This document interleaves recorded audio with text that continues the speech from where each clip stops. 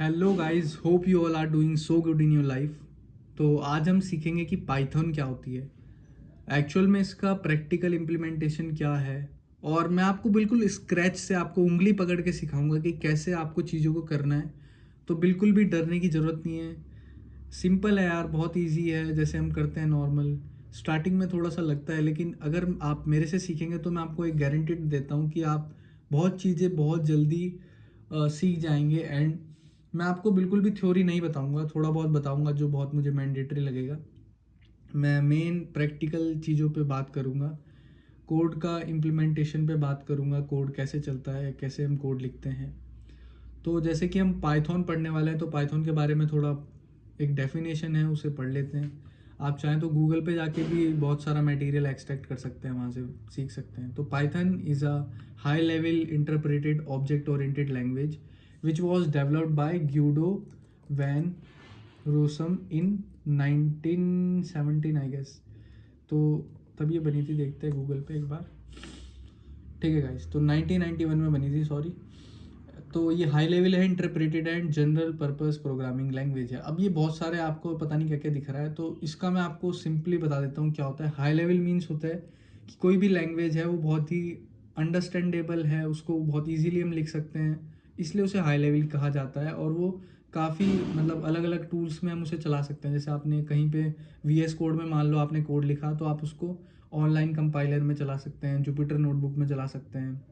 तो ऐसे हमारी हाई लेवल लैंग्वेज होती है। And interpreted means it executes block of code line by line. मतलब कि जब भी कोड हमारा एग्जीक्यूट होगा, जैसे आपने 5 लाइन लिखी कोड की आपको आपकी चौथी लाइन में एरर है, पांचों की पांच करेक्ट है, तो आपको कंपाइलर हमारा बता देगा जब आप कोड को रन करेंगे कि हमारी जो एरर है वो इस लाइन में है, तो आप उस लाइन को करेक्ट कर सकते हैं। दूसरी लैंग्वेजेस में क्या होता है कि अगर आपका एरर आता है तो आपको पूरा कोड देखना पड़ता है कि भाई एरर कहाँ है, तो वो बहुत ही ज़्यादा टिपिकल हो जाती है वहाँ पे चीज़ें।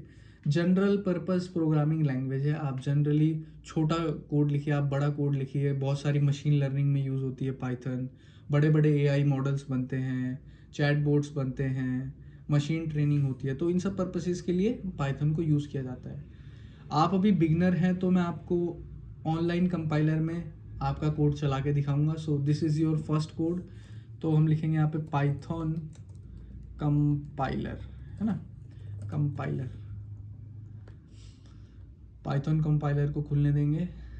तो गाइस ये पाइथन कंपाइलर खुल चुका है हमारा, यहाँ से हटा देंगे सब। तो ये क्या है हमारा, देखो ये main.py फाइल है। अब जब भी आप पाइथन पे काम करेंगे तो आप अपनी फाइल का नाम हमेशा .py के साथ बनाएंगे। मैं यहाँ पे कुछ भी लिख सकता हूँ, aryan.py, पर यह बाद की बात है, हम बाद में भी कर सकते हैं। तो सिंपली हम .py से हम फाइल को सेव करते हैं। अब यहाँ अगर हम जो भी हम यहाँ पे लिखेंगे अपना कोड, उसका एग्जीक्यूशन यहाँ पे होगा। तो जैसे कि हम यहाँ पे लिखते हैं, फर्स्ट हम देखते हैं कि वेरिएबल्स क्या होते हैं। तो हम यहाँ से हैशटैग करके लिख लेंगे, हैशटैग वेरिएबल्स, है ना, हैशटैग वेरिएबल्स। वेरिएबल्स पढ़ने वाले हम, तो वेरिएबल्स देखेंगे क्या होते हैं। तो सिंपली अगर मैं बोलूँ वेरिएबल क्या है, कोई भी ऐसी चीज़ जो किसी डाटा टाइप को स्टोर करे। जैसे हमने देखा है मैथमेटिक्स में A = 4, A = 5, तो उसका क्या मतलब होता है कि A क्या है, 4 को अपने अंदर स्टोर कर रहा है। तो ऐसे ही हमारा वेरिएबल A किसी चीज़ को स्टोर करेगा अपने अंदर। वो कुछ भी हो सकता है, नंबर हो सकता है, कोई टेक्स्ट हो सकता है। अब वो हम देखेंगे कि हमको लिखना कैसे। जैसे मैंने मान लेते हैं, सिंपली एक नंबर ले लेते हैं, 543 हमने नंबर लिया और हमने इसको करा प्रिंट A और कोड को कर दिया रन। तो हमारा आउटपुट आ गया 543। अब क्या हुआ, हमने प्रिंट A किया पर ये 543 क्यों प्रिंट हुआ, क्योंकि इस A ने उसको होल्ड कर रखा है। A is a variable that holds a data type, और वो कोई डाटा टाइप कुछ भी हो सकता है। तो ये हमारा हो गया वेरिएबल। यहाँ हमारा वेरिएबल कौन है, A है ना। अब लेट सपोज मैं वेरिएबल का नाम कुछ भी ले सकता हूँ। जैसे मैंने लिया मैं ले लेता हूँ राज। अब राज के अंदर मैंने एक वैल्यू असाइन कर दी। हम बात करेंगे यहाँ पे स्ट्रिंग्स की। सो हैशटैग लगाएंगे दोबारा से, और लिखेंगे स्ट्रिंग्स।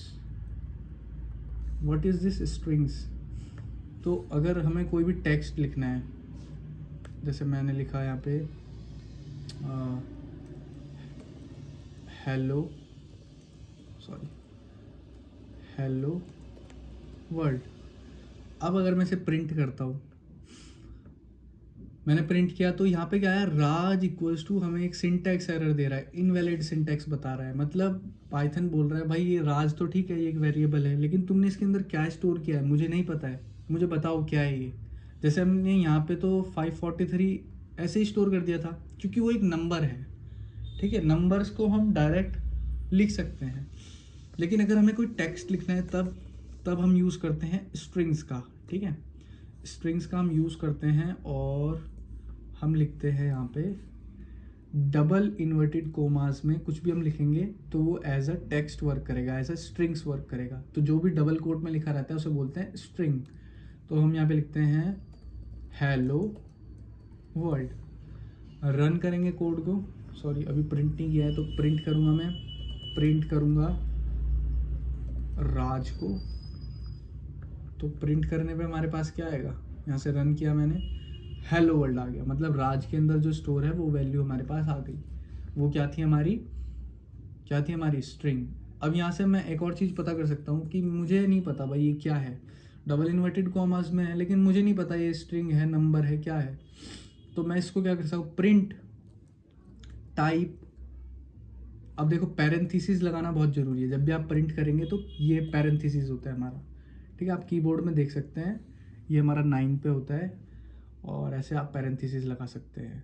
अब मैंने प्रिंट किया, मुझे इसका टाइप पता करना है, तो टाइप फिर दोबारा पैरेंथेसिस लगेंगी ऑफ किसका, राज का। तो राज जैसे लिखा है वैसे ही लिखना है, क्योंकि ये चीज़ सिमिलर होनी चाहिए। आप इसको स्मॉल में लिख देंगे तो ये एरर दे देगा आपको, ठीक है। तो रन करेंगे तो गाइस देख सकते हैं आप इसने क्या किया, इसने हमें बताया कि ये क्लास क्या है, इंटीजर स्ट्रिंग है ना। तो ये देखो ये हमारा क्या है कि स्ट्रिंग है, क्यों, क्योंकि डबल इन्वर्टेड कॉमास के अंदर इनक्लोज्ड है। ऐसे ही हम ए का टाइप का पता करना चाहे तो कर सकते हैं क्या। ये क्या हमारा इंटीजर है भाई, इंटीजर है ना। चलो इसे आगे देखेंगे।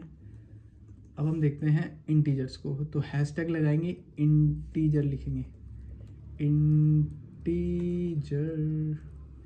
इंटीजर एंड इंटीजर में भी हम कोई वेरिएबल बना लेंगे। वेरिएबल हम ले लेते हैं, let suppose b is equals to, अब मैं यहाँ कोई भी नंबर लिखूंगा। अब हम बात करते हैं इंटीजर की। मैंने लिखा b के अंदर क्या है, b is a variable, it holds the value of 345 and 345 is a integer, ठीक है गाइस।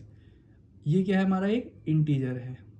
अब मैं अगर प्रिंट करता हूँ प्रिंट b, तो सिंपली क्या होगा, b प्रिंट हो जाएगा, b की जो वैल्यू है 345 आ गया हमारे पास, ये देखो थर्ड प्रिंट में। अब मैं अगर चाहूँ तो मैं लिख सकता हूँ, मुझे बताओ भाई टाइप ऑफ b क्या है, टाइप ऑफ b क्या है ना। तो ये मुझे क्या देगा आउटपुट, टाइप ऑफ b क्या है बताओ मुझे। तो ये हमें दे देगा कि भाई टाइप ऑफ b क्या है, एक इंटीजर है। अब देख लो आप खुद देखो, ये एक नंबर है, मैं यहाँ पे एक माइनस भी लगा देता हूँ तब भी क्या रहेगा, इंटीजर रहेगा। भाई इंटीजर्स क्या होता है, मैथमेटिक्स में पढ़ा है ना, प्लस माइनस वाली वैल्यूज़ को हम इंटीजर बोलते हैं, ठीक है। तो तब भी हमें एक इंटीजर बताएगा, ठीक है। अभी मैं प्रिंट यहाँ पे b नहीं कर रहा हूँ, उसका टाइप प्रिंट कर रहा हूँ। यहाँ पे a प्रिंट कर रहा हूँ, ए को प्रिंट कर रहा हूँ। यहाँ पे मैं प्रिंट उसका टाइप कर रहा हूँ, इसलिए हमारे पास क्लास बता रहा है उसकी। अगर मैं प्रिंट राज करूँगा तो क्या बताएगा, प्रिंट लेट सपोज मैं करता हूँ राज, तो फिर हमें इसकी वैल्यू बताएगा, क्या वैल्यू है इसके अंदर। तो इसके अंदर है हेलो वर्ल्ड। होप गाइज आप ये चीज़ समझ गए होंगे। तो मैं फोकस कर रहा हूँ टाइप्स के ऊपर, टाइप ऑफ राज। तो मैं टाइप ऑफ राज देखना चाह रहा हूँ, इसलिए मैं ऐसे कर देता हूँ इसे, ठीक है। तो ये दोबारा से क्या बताएगा कि भाई एक स्ट्रिंग है, ठीक है गाइज। तो ये हमारा क्या हुआ, variable, strings and integer. And the next thing is हमारा क्या है, फ्लोट, FL। अब देखो ये जो हैशटैग के अंदर मैं कुछ भी लिख रहा हूँ ना, FLOAT, अब ये क्या है हमारा भाई, ये क्या होगा, ये एग्जीक्यूट नहीं होगा कोड के साथ। आप इसको ऐसे भी लिख सकते हैं, कंट्रोल दबाएंगे इस लाइन पे जाके और फॉरवर्ड स्लैश को दबाएंगे, तो ये हमारा हैश टैग के अंदर आ जाएगा और ये कोड के अंदर एग्जीक्यूट नहीं होता। देखो मुझे बताना नहीं पड़ रहा है क्या है, ये सिर्फ लिखने के लिए होता है कि हम किस चीज़ पे काम कर रहे हैं। मान लेते हैं हम स्ट्रिंग्स पे काम कर रहे हैं, तो मैंने हैश टैग करके लिख दिया। अब मुझे समझ आ गया ये वाला क्या है, स्ट्रिंग्स के ऊपर बात कर रहा है, ये इंटीजर्स की बात कर रहा है। तो हैश टैग का हम ऐसे यूज़ कर सकते हैं। अब चलते हैं हम फ्लोटिंग वैल्यू देखने। फ्लोटिंग वैल्यू एग्जैक्टली क्या होती है। तो फ्लोट वैल्यू क्या होती है, जैसे हम एक वेरिएबल ले लेते हैं, एक नाम ले लेते हैं तुषार। ये नाम मैं अलग अलग इसलिए ले रहा हूँ क्योंकि जिससे आपकी अंडरस्टैंडिंग अच्छी हो जाए। तो तुषार यहाँ पे क्या एक वेरिएबल है और इसके अंदर एक फ्लोट वैल्यू कैसे लेंगे हम।